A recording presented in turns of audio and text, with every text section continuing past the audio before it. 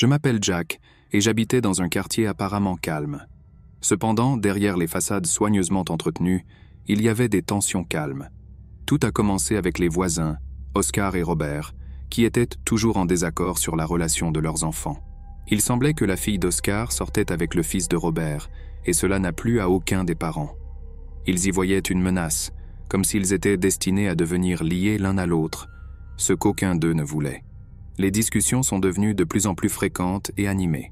Je me souviens d'une nuit en particulier où Oscar est rentré ivre à la maison et a décidé de confronter Robert à propos de quelque chose que son fils aurait prétendument fait. J'étais à l'intérieur de la maison, mais je pouvais entendre les cris commencer à l'extérieur. J'ai décidé de partir pour voir si je pouvais calmer les choses avant qu'elles ne deviennent incontrôlables. Quand je suis arrivé dans la rue, j'ai vu Oscar et Robert échanger des accusations, les visages rouges de colère. Robert, visiblement agacé, disparut un instant et revint avec quelque chose à la main. J'ai vite compris que c'était une arme. Mon cœur a sauté un battement quand j'ai réalisé ce qui allait se passer. Je leur ai crié d'arrêter, mais ils étaient trop absorbés par leur propre fureur pour m'entendre.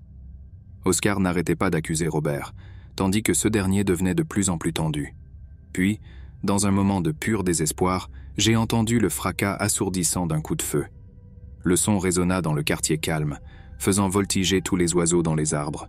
Le temps semblait ralentir alors que je regardais avec horreur la tragédie se dérouler sous mes yeux. Le coup résonna comme un tonnerre dans la nuit immobile, coupant l'air avec une férocité choquante. J'ai vu Oscar tomber au sol, tandis que Robert, tenant toujours le pistolet, semblait lentement se rendre compte de ce qu'il avait fait. C'était comme si le monde autour de moi s'était figé pendant un moment.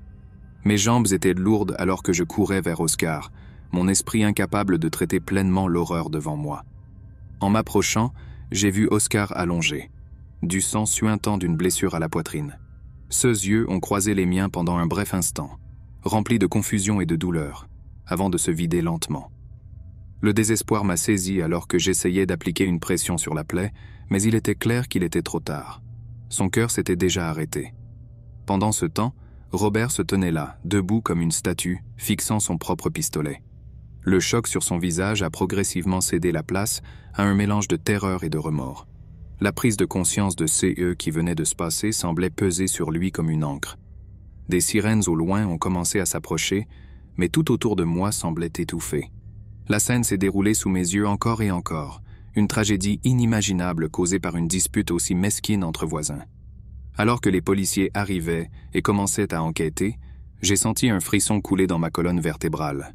Ce n'est pas seulement le choc de la violence qui m'a profondément touché, mais le sentiment d'impuissance face à la cruauté que les êtres humains sont capables de s'infliger les uns aux autres.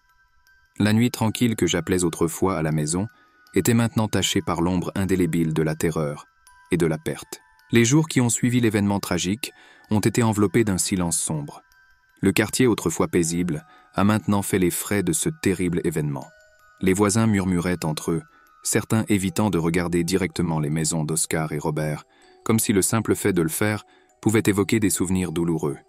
Pour moi, chaque coin, chaque fenêtre, portait un souvenir vif de la nuit fatidique. Les bruits nocturnes sonnèrent maintenant comme des chuchotements d'avertissement, faisant écho à un avertissement sur les dangers cachés qui habitent derrière des portes apparemment silencieuses. La nouvelle de l'incident se répandit rapidement dans la ville. La communauté était stupéfaite, cherchant des explications et des coupables. Pendant ce temps, la famille d'Oscar a dû faire face à la dévastation de la perte d'un être cher. Leur fils, impliqué au centre de la dispute entre les parents, portait désormais le fardeau de la culpabilité et du chagrin. Robert, à son tour, a été arrêté par les autorités. Son expression vide pendant cette nuit d'horreur a été remplacée par des yeux qui reflétaient un mélange de remords et d'incrédulité. Il a refusé de parler de ce qui s'était passé, plongeant dans un silence à la fois inquiétant et énigmatique.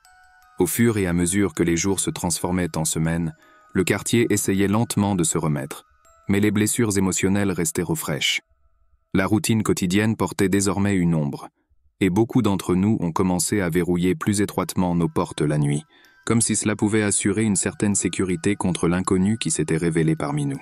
Je me suis moi-même retrouvé tourmenté par des visions nocturnes de cette terrible scène. Oscar tombant, le pistolet dans la main de Robert, le son du coup résonnant dans mon esprit. Le sentiment d'impuissance que j'ai éprouvé cette nuit-là me hantait, comme si je n'avais pas réussi à intervenir et à empêcher une tragédie aussi dévastatrice. Au fil du temps, le quartier a lentement rebondi, mais ce n'était plus jamais pareil. La tragédie a laissé une cicatrice permanente sur nos âmes collectives. Les voisins continuaient à vivre leur vie, mais l'air était chargé d'une tension subtile, d'une prudence supplémentaire dans chaque interaction. Et ainsi, j'ai appris une sombre leçon sur la fragilité de la vie et sur la façon dont de petits conflits peuvent rapidement se transformer en catastrophes irréversibles. Dans ces moments d'immobilité solitaire, je me demandais s'il y avait un moyen de réconcilier ceux qui avaient été brisés, ou si nous étions condamnés à vivre dans un état de vigilance constante, craignant toujours la prochaine étincelle de violence. L'horloge sonna presque minuit lorsque le téléphone sonna, brisant le silence de ma chambre sombre. J'ai sauté du canapé, effrayé par le bruit soudain dans le calme de la nuit. C'était Lucie, ma sœur cadette, avec la voix tremblante et haletante à l'autre bout du fil. Elle a dit qu'elle était suivie par un homme alors qu'elle rentrait du marché. Sa respiration était laborieuse et je pouvais sentir la panique dans ses paroles. « Bill, s'il te plaît, aide-moi. J'ai peur. Il me traque. » Mon esprit est passé en mode urgence. Nous habitions relativement près du marché où Lucie faisait ses courses. Sans réfléchir à 2 fois, j'ai attrapé mes clés et j'ai couru vers la voiture. L'adrénaline bouillonnait dans mes veines, alors que je me dirigeais vers le marché, priant pour arriver à temps pour protéger ma sœur. Quand je suis arrivé sur le parking du marché, mon cœur s'est brisé. J'ai vu la voiture de Lucie, mais il n'y avait aucun signe d'elle. Abandonné, le véhicule semblait un témoignage silencieux de son angoisse. Mon estomac a tourné à l'agonie. Que lui était-il arrivé? J'ai appelé la police immédiatement. La nuit s'est déroulée en une série de questions et de recherches désespérées. Les jours se sont transformés en semaines, et les semaines se sont transformées en mois d'angoisse et d'incertitude. L'enquête semblait au point mort, sans indice concret sur le sort de Lucie ou de son ravisseur. Mon travail a commencé à s'effondrer, alors que je sombrais dans un tourbillon de désespoir et de détermination. J'ai eu recours à tous les moyens possibles pour retrouver ma sœur perdue. Cependant, lorsque les autorités ont semblé avoir baissé les bras, ma détermination n'a fait qu'augmenter. Je ne pouvais pas accepter que Lucie soit partie pour toujours. En regardant les images, mon cœur a sauté. J'ai vu un homme suivre Lucie à travers les étagères du marché, son regard fixe et sinistre. Un sentiment de colère et de peur mêlés inondait ma poitrine. Qui était cet homme et pourquoi en voulait-il à ma sœur? C'est là que je l'ai reconnu. Un ancien camarade de classe, quelqu'un qui avait déjà nourri une obsession unilatérale pour Lucie. C'était une connexion effrayante. Sans réfléchir à 2 fois, je me suis plongé encore plus profondément dans la vie de cet homme, déterminé à trouver des réponses et surtout ma sœur vivante. Maintenant, armé d'un nouvel indice, je me préparais à un voyage dangereux et personnel vers le dénouement de cette terrible saga. Avec un mélange de détermination et de peur, j'ai élaboré un plan pour affronter l'homme qui est apparu dans les images du marché. S'il était vraiment impliqué dans la disparition de Lucie, je devais agir vite avant qu'il ne soit trop tard. J'ai fait une recherche approfondie sur cet homme, qui s'appelait Nathan, et j'ai découvert où il habitait. C'était une modeste maison à la périphérie de la ville, une construction apparemment ordinaire, mais qui était maintenant devenue l'épicentre de mes peurs les plus profondes. Dans l'obscurité de la nuit, j'ai garé ma voiture à une certaine distance de la résidence de Nathan. Mes mains transpiraient et mon cœur battait la chamade. J'ai pris une profonde inspiration et j'ai avancé, chaque pas lourd chargé d'une sombre détermination. Arrivé à la porte de la maison, j'ai hésité un instant. Que ferais-je si je trouvais Lucie à l'intérieur, piégée et terrifiée? J'ai mis de côté mes peurs et j'ai frappé fermement à la porte. Les secondes qui ont suivi m'ont semblé une éternité. La porte grinça en s'ouvrant, révélant le visage fatigué de Nathan, qui avait l'air surpris de me voir là. Je n'ai laissé aucune place aux questions. Je l'ai regardé fixement, exigeant des réponses que je savais qu'il ne voulait pas donner. « Où est ma sœur, Nathan ?» Ma voix est sortie dans un murmure menaçant. Il a hésité un instant, mais j'ai vu un éclair de panique dans ses yeux. D'un mouvement rapide, j'ai essayé d'entrer dans la maison, la poussant sur le côté. C'est alors que j'ai entendu un cri étouffé venant d'une des pièces.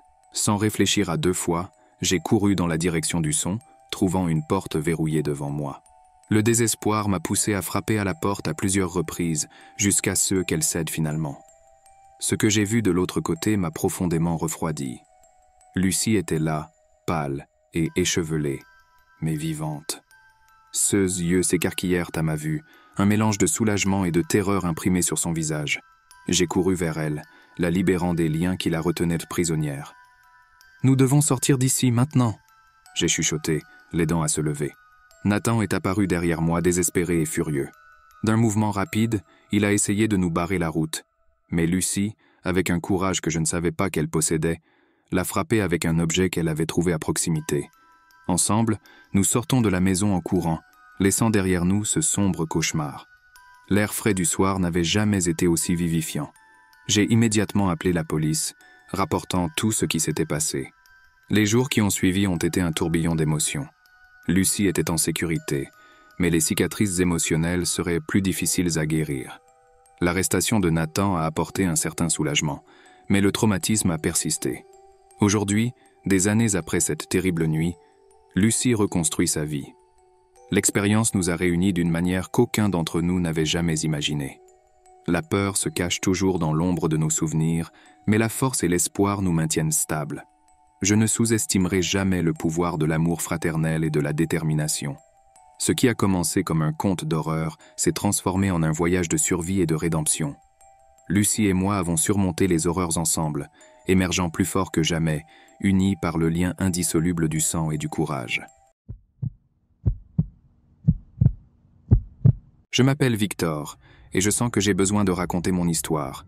Une histoire qui me hante tous les soirs depuis ce jour fatidique où ma vie a été bouleversée. Anne était l'amour de ma vie. Je l'ai rencontrée à l'université et nous sommes inséparables depuis. Elle avait une manière spéciale, un sourire qui illuminait n'importe quelle pièce. Notre relation était parfaite, ou du moins je le pensais. Cette nuit noire, nous étions chez moi. Anne était un peu étrange, distante. J'ai demandé si ça allait, mais elle a juste secoué la tête et a dit qu'elle avait besoin de temps seule. Elle est allée dans la salle de bain et a fermé la porte. J'étais inquiet, alors j'ai attendu dehors. Les minutes passèrent et rien n'en sortit. J'ai commencé à frapper à la porte, l'appelant, mais il n'y avait pas de réponse. L'inquiétude s'est transformée en désespoir quand j'ai réalisé que la porte était verrouillée de l'intérieur. J'ai pris une clé de rechange et j'ai ouvert la porte. Ce que j'ai vu à l'intérieur me hante encore. La salle de bain était vide. Il n'y avait aucun signe d'Anne. Je pensais qu'elle était peut-être partie sans que je m'en aperçoive, mais son sac à main et son téléphone portable étaient là, par terre. J'ai appelé la police immédiatement. Tous mes amis ont été contactés. Des jours passèrent sans nouvelles. Les recherches ont été intenses, mais Anne a tout simplement disparu sans laisser de traces. Des mois se sont transformés en années. L'angoisse et l'incertitude me rongeaient de l'intérieur. Je me suis toujours demandé ce qui aurait pu se passer dans cette salle de bain cette nuit-là. Je suis devenu l'ombre de ceux que j'étais. Les gens ont commencé à me regarder étrangement, comme s'ils pensaient que j'en savais plus que ce que je disais. 8 ans se sont écoulés depuis la disparition d'Anne. Je n'étais plus le même. La police a décidé de rouvrir l'affaire. Ils ont tout passé en revue, chaque détail de ma vie et de notre relation. C'est alors qu'ils ont trouvé quelque chose que je pensais avoir enfoui au plus profond de moi. Les enquêteurs m'ont confronté à des preuves que je ne pouvais nier. Ils avaient découvert ce qui s'était réellement passé cette nuit fatidique. Je ne pouvais plus échapper à la vérité. J'ai été emmené pour interrogatoire. Face à l'évidence, je ne pouvais plus cacher la terrible vérité qui me consumait à l'intérieur. C'est dans un moment de jalousie folle que tout s'est passé. Anne a dit quelque chose que je ne voulais pas entendre, et j'ai juste perdu le contrôle. L'horreur de ce que j'ai fait m'a frappé durement. Peur, colère, remords, un mélange toxique qui m'a corrodé. Ce que j'ai fait dans cette salle de bain, dans le feu de l'action, était irréversible. Maintenant je suis là, enfermé derrière des barreaux. Ma punition est juste. Je souhaite juste qu'Anne trouve la paix où qu'elle soit. Tu me manques tous les jours. Mon histoire est un sombre avertissement sur la façon dont la jalousie peut transformer une histoire d'amour en une tragédie inimaginable.